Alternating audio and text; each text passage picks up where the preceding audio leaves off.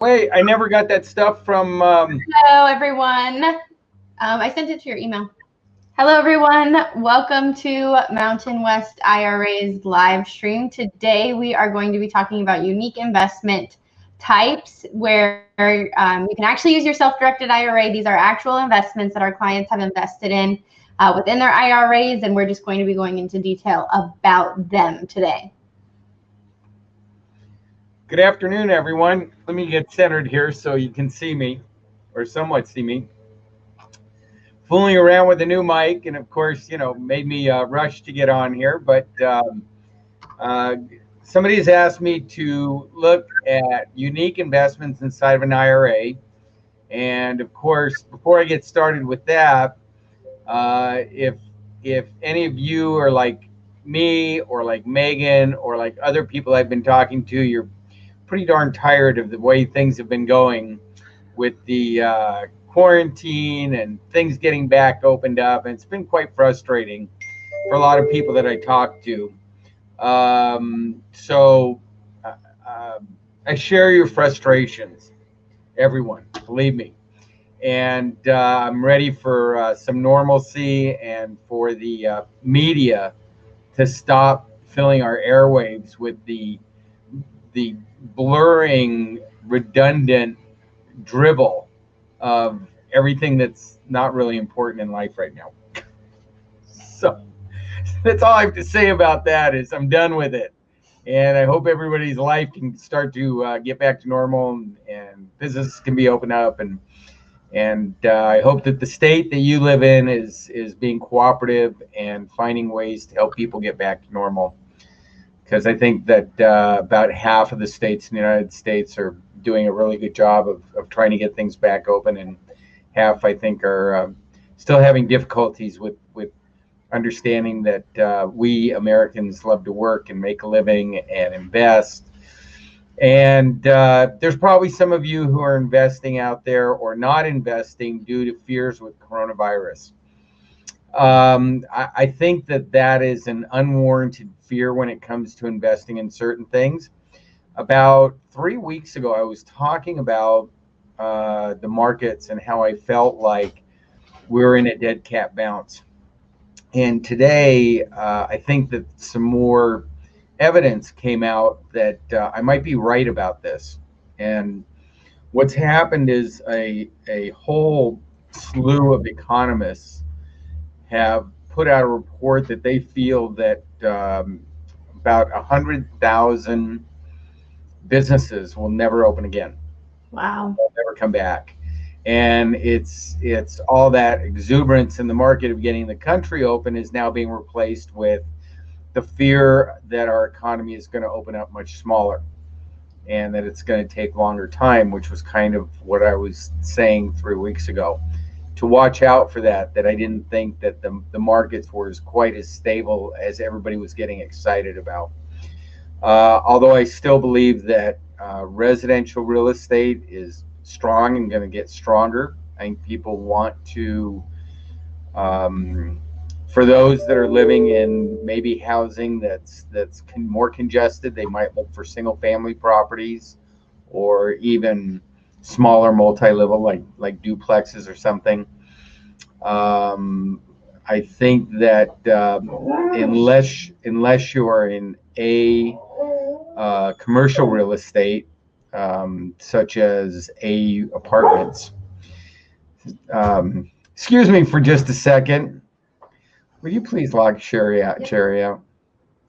My dog is interrupting our podcast. This is the problem of working from home. So I think that if you're not in A-type properties, that there could be some income difficulties with keeping those properties rented. So let's look at some unique investments and some investments that our clients have done over the years and been very, very successful at. Those are, well, let me start with my favorite, which I talk about quite a bit, which is our capital gains and dividends. And capital gains and dividends comes from a client who bought a cow several years ago. Gosh, I'm thinking it must be close to 8-9 years ago now. And they bought a cow, and they hired a rancher to milk the cow and care for the cow.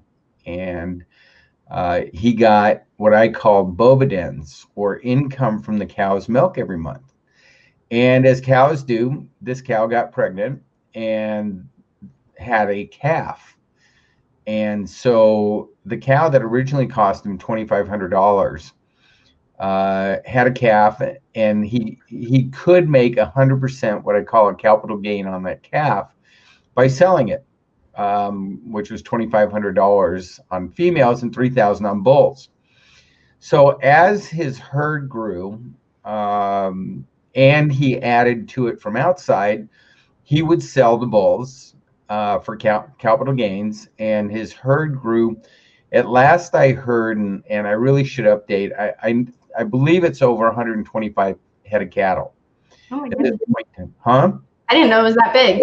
It's huge now. It's huge. It's grown considerably, and his monthly income is huge, as well as his capital gains, because any bull he just sells. The bulls that he uses for impregnating his cows are outside the bloodline, so he just sells the bulls and keeps the cows for milk. So it's become an incredibly successful investment, and oddly enough, the investment grows itself once a year, which you can't do with a single-family home. You don't have calves. So it's a unique investment. It's a unique way for someone to invest. We've also had people that bought airplane hangars in Driggs, Idaho. Driggs, Idaho is the west side of the Grand Tetons. So on the east side of the Grand Tetons, you have Jackson Hole, and on the west side is Driggs. And so we have clients that also many years ago, as a matter of fact, it was right before real estate kind of fell apart. They were buying hangars, airplane hangars, because all of the movie stars, many of the movie stars have homes in Driggs, as well as major CEOs, major executives. They didn't want to be in the Jackson Hole area, so they chose to be in Driggs. And so it became necessary, if they were there in the winter, to put their planes in hangars. Necessary for them, everything's relative. So, so we have a few clients that have done very well with renting hangars through the recession, through the growth of the economy, and still look at unique rental investments like that. There will always be room for unique rental investments. There will always be room for residential. There will also always be room for residential commercial, such as apartments. But I think that you might see some really good buying opportunities in that arena probably in about 6 months. It's been growing and growing to where the caps have just been, it's going down and down, and they're just getting more and more expensive. All of a sudden, I think we're going to start seeing that turn, because the market has stopped flat. I keep in touch with several large commercial rental property brokers, big rental properties, like starting at 40 and going to thousands. And the market has just crashed. It has just stopped. You have two fears there. You have the fear of, from the rental side, that people aren't going to be able to afford to live there. Well, people are going to be able to afford to live. They may have problems being late. They may have to bring other people in, but people will find a way. The nature is to find a way to keep where they live, and not be homeless or have to move back with parents, that kind of thing. So I think that's going to be a really valuable market here in a while, and it will become a unique investment, because of course things change. And if you've got an apartment complex that has a lobby and stuff like that, obviously things will change there too, with coronavirus. until there's a vaccine. And then once there's a vaccine, oddly enough, I think everybody will go back to normal as though it didn't exist, even though it will probably still exist, just like influenza or something else. And as I've been watching the coronavirus stuff, it's very unique. The more tests that we do in America, the more we find out that the mortality rate is going down considerably. It started out at 3%, so they thought. We're now into the 0.9 to 0.7 range, and it's going down.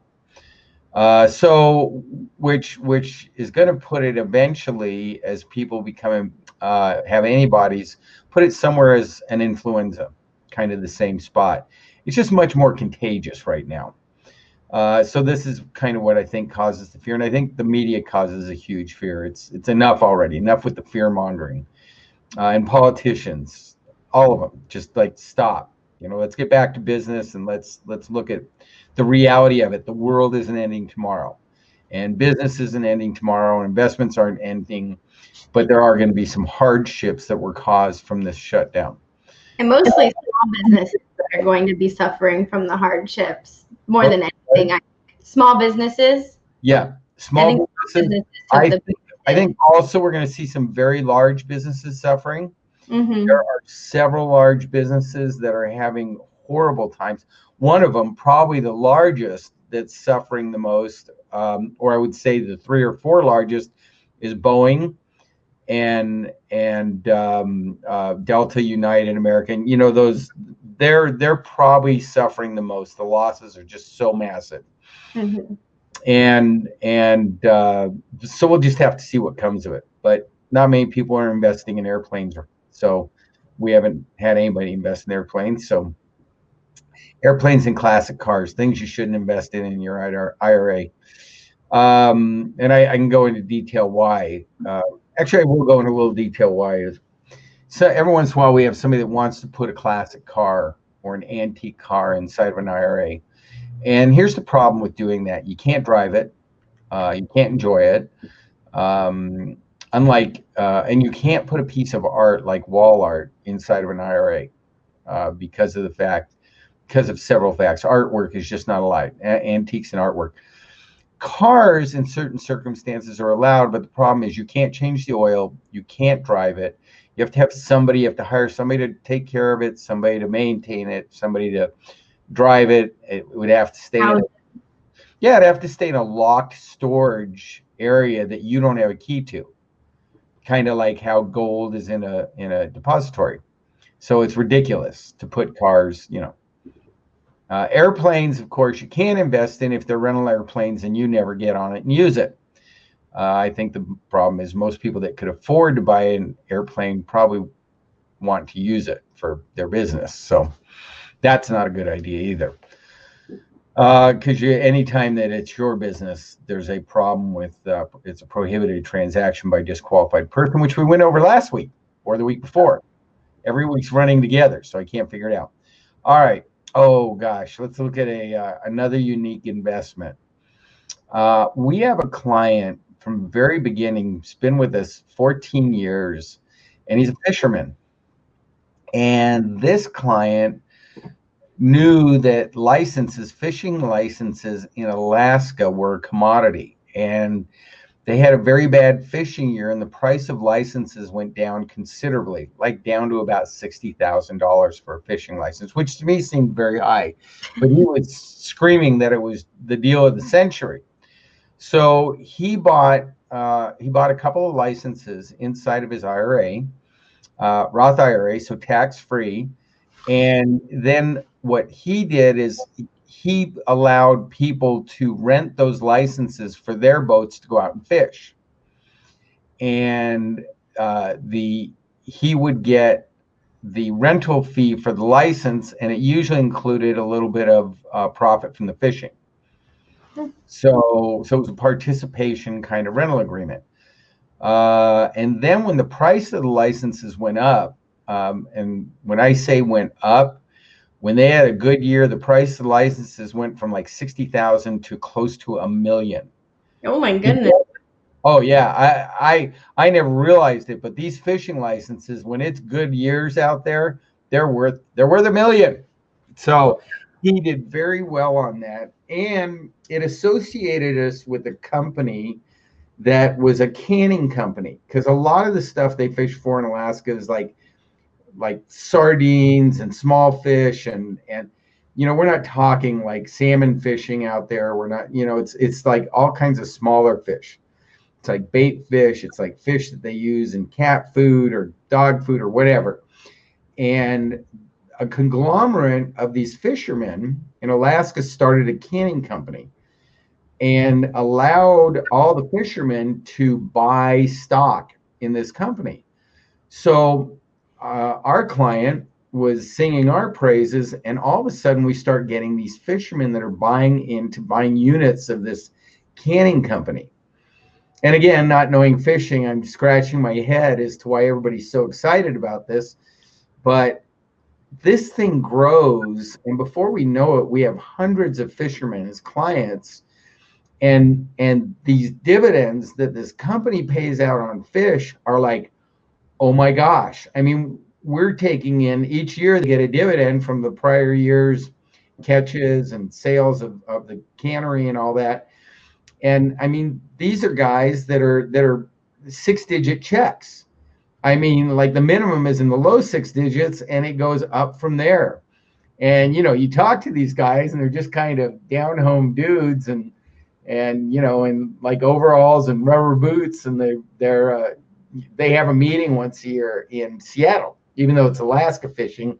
Their annual meeting for their company is down in Seattle. And I went one year. I wanted to meet all these guys and see them all and talk to them. It's like, it was really interesting. These fishermen are brilliant businessmen, and not only are they brilliant businessmen, but they understand like the tides and the weather and this and all these factors. And I'm just sitting there in absolute awe, listening to how analytical and how brilliant these guys are figuring out how they're going to make money on all these fish and what's happening with government regulation. And to make matters even more interesting was these guys were all part of the Exxon Valdez oil spill lawsuit, because they were fishermen back when that happened. And I'm sure many of you don't know what I'm talking about, but back in the, I think it's 80s now, you can Google it, there was a oil tanker that hit a glacier and broke open in Alaska and destroyed the animal population there for years. It took 1989. Huh? 1989. 89. So pretty good. My memory's still in there. So these guys, the settlement on this thing just happened about 3 or 4 years ago. And again, monstrous stuff that allowed them to, a lot of these people had them. There was situations where they were buying into the cannery outside of their 401ks and IRAs, but a lot of them had saved up a lot of money inside there that allowed them to live off the Valdez money and put a lot away and be able to tax defer, tax-free investing in these fishing licenses. Those are probably 3 of my most intriguing, interesting stories I have. So let's talk a little bit, because I haven't been on and talked about what you can put, how much you can put in IRA and who's eligible for that. So I want to spend a few minutes doing that. There are several types of IRA or IRA related products. There's a traditional IRA. Traditional IRA, if you're under 50, you can put $6,000 a year in. And Megan, correct me if I'm wrong, it was supposed to be April 15th that you could put in for 2019, but it's been extended to June 15th? Is it June or July 15th? It might be July 15th.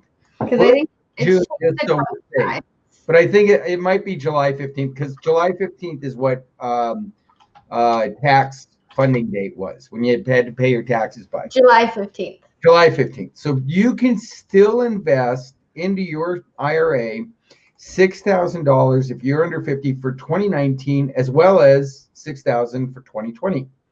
If you're over 50, you can do $7,000 for 2019 and $7,000 for 2020, up until July 15th. So this was a nice advantage of everything going haywire with COVID. The other type of IRA is a Roth IRA.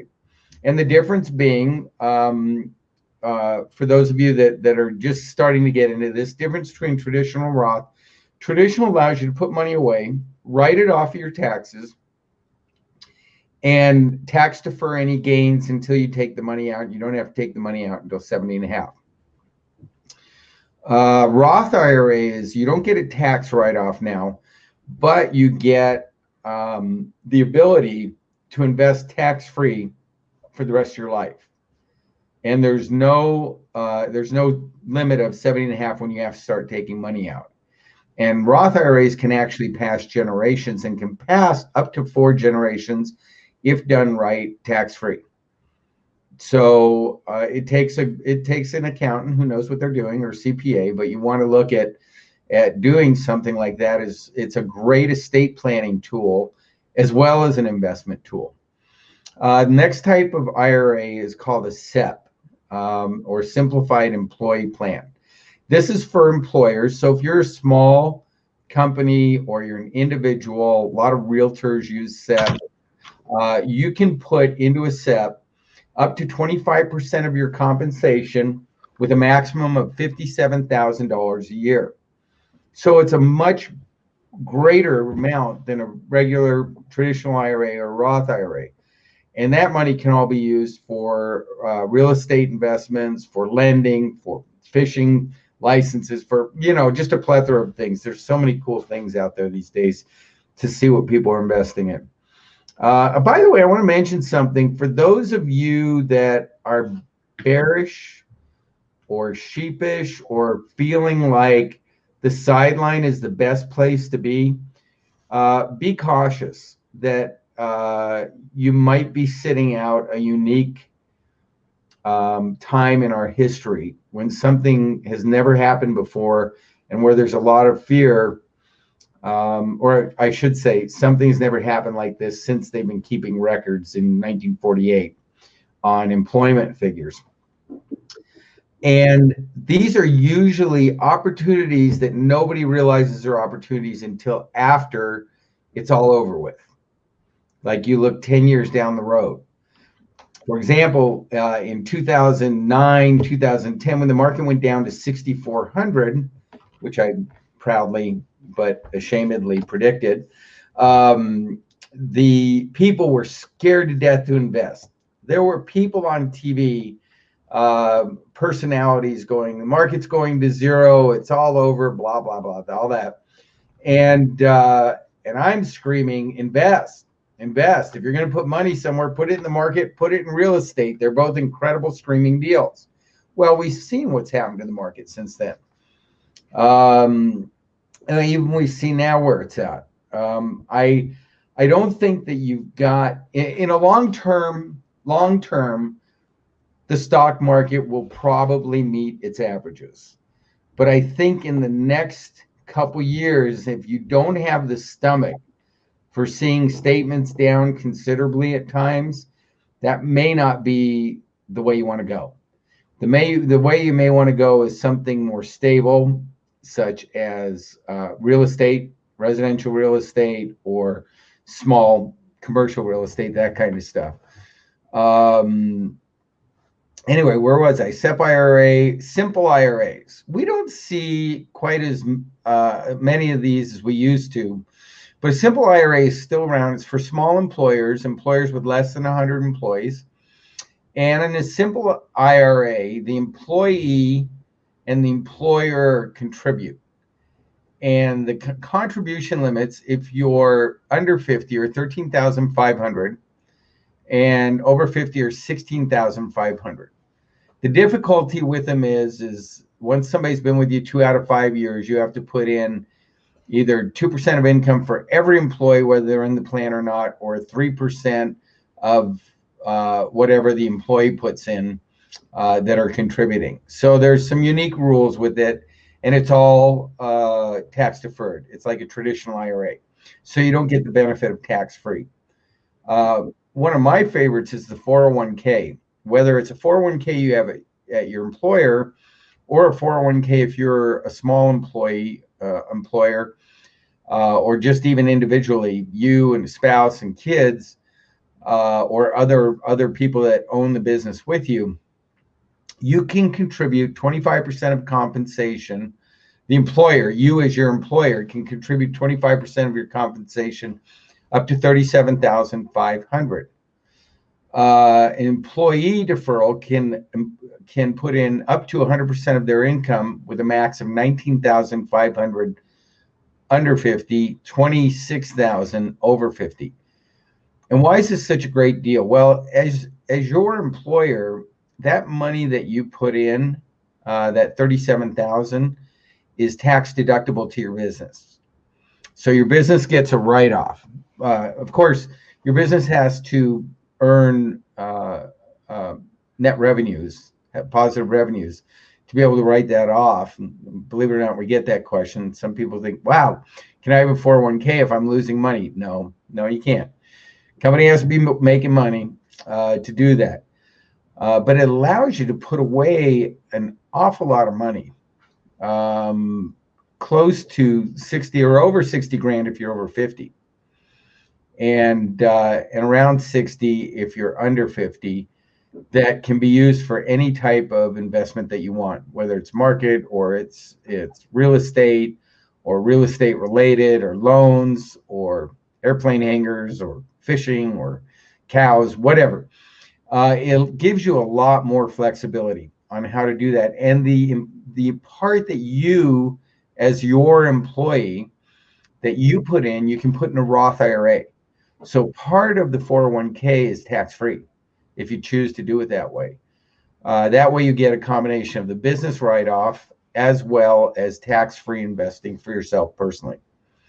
There's also kind of a hybrid product called an HSA, or health savings account. And health savings account, many people use them for their deductibles on insurance. Many people do not. They just hold on to those funds in there. And the nice thing about an HSA is it allows you to put money in. If you're single, it's $35.50, or if you're a family, it's $7,100, unless you're 55 or older, and then it goes up to $45.50 single and $8,100 for family. And these can all, by the way, all these products can be combined.